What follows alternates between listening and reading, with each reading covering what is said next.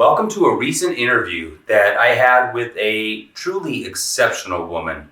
Not only is she a veteran, but she has the sheer drive to try to help as many people as possible through her shared experiences in dealing with post-traumatic stress disorder. She also has amazing advice on the application of using cannabis. I hope you enjoy. Well, you have mentioned that you're not using cannabis right now because of work-related stuff. Because we can get tested at any time, so Okay. sad face. That is a shame. Super sad. Yeah. So even if I were, because I do qualify for the medical marijuana card for New Mexico, I had it in Illinois, I can just transfer it because of the PTSD documented.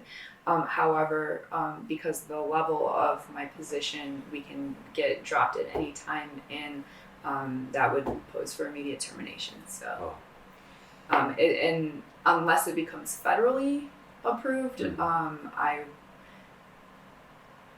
many folks are in your situation too? And then, what are the alternatives? It's prescription medications, perhaps inadequate counseling options, alcohol. Yeah, I've been put back on prescription medication, and I'm not happy about it, but I needed something. Otherwise, things were going to be very dark. I understand. Could I ask you if you could kind of contrast the benefits or the side effects of prescriptions versus cannabis? Because those are the logistical, practical concerns that a patient must deal with, right? Whether or not to experiment or jump to cannabis if they're not used to it, and certainly they've heard a bunch of negative things their whole life about it. So prescription medication not only alters your brain activity, but also it doesn't. Doctors are practicing, and they're practicing with human beings, and they're practicing with human beings' minds and bodies.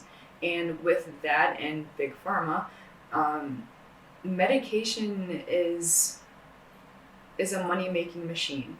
If people started using more natural remedies, then a lot of bigwigs would be out of a lot of money.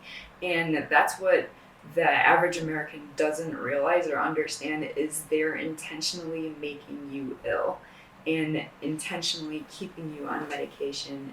For me specifically, I've been on this new medication for 14 days today.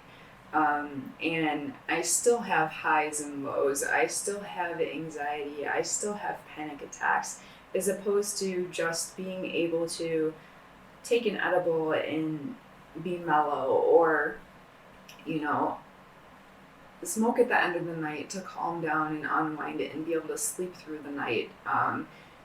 You can get 6-7 hours of sleep and not really have slept, not hit that REM state where you're actually relaxed and calm and recovered, and waking up feeling more tired than before because you're continuously waking up because of a nightmare or because of a terror, or because you're feeling attacked again, or like a situation is recurring again. And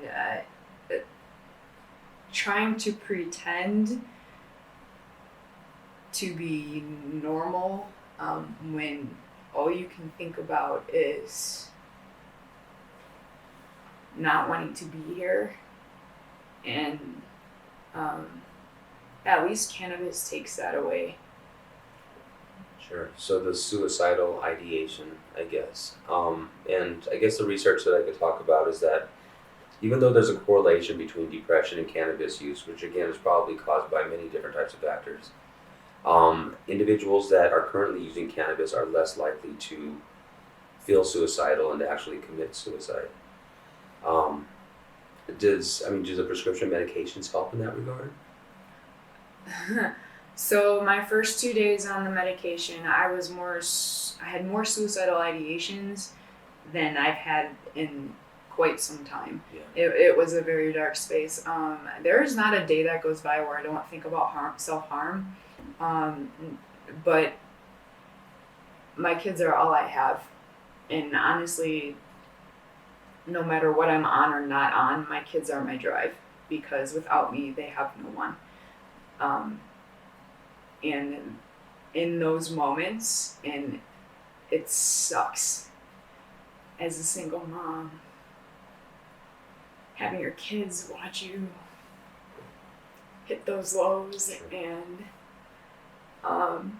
be in bed for days, or understand that when I say I'm on a low, that I really mean that I don't want to be here, and trying to have them understand that it's not them and that they're my world. They're the reason why I keep fighting, and I do everything in my power to let them know that.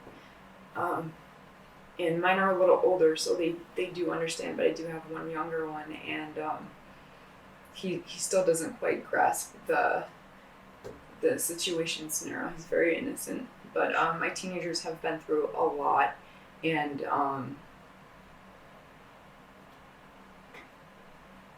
it sucks when your kids have to take care of you sometimes,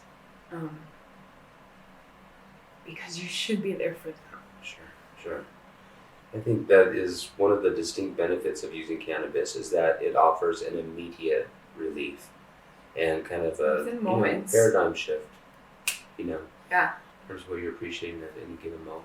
Yeah, within moments. I mean, you can sit in the car before you go in the house, no matter how you're feeling, and just take 5 minutes and completely shift energy and have that time and that fun time and that loving time, and still appreciate it and love it, as opposed to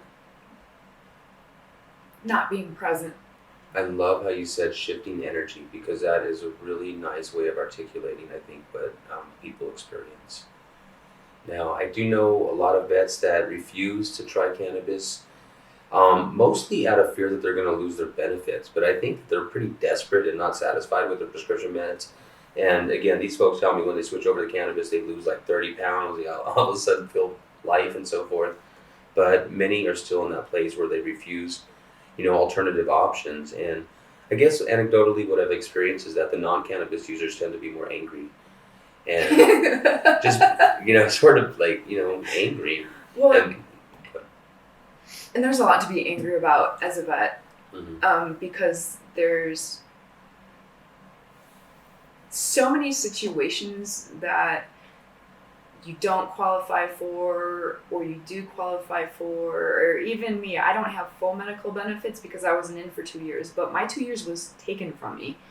And yet I don't qualify for medical. I qualify for mental health and emergency health, but I don't qualify for full medical benefits. Why is it that because my time was taken from me because of a rape, that was acknowledged, that I can't get benefits? Yeah. So there's a lot of reasons for veterans to be angry. Thank you for watching this part of our interview. As always, we hope that it truly helps as many people as possible.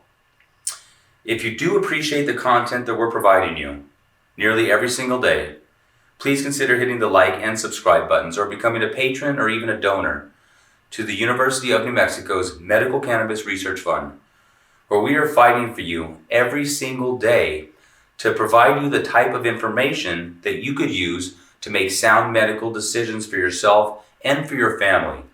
We're also fighting for you as advocates to be able to give you a loud, confident voice in knowing that you do have full control over your health decisions, and you have the right to be able to make those decisions as you see fit. Together, through our loud, collective, and confident voices, we are changing the world.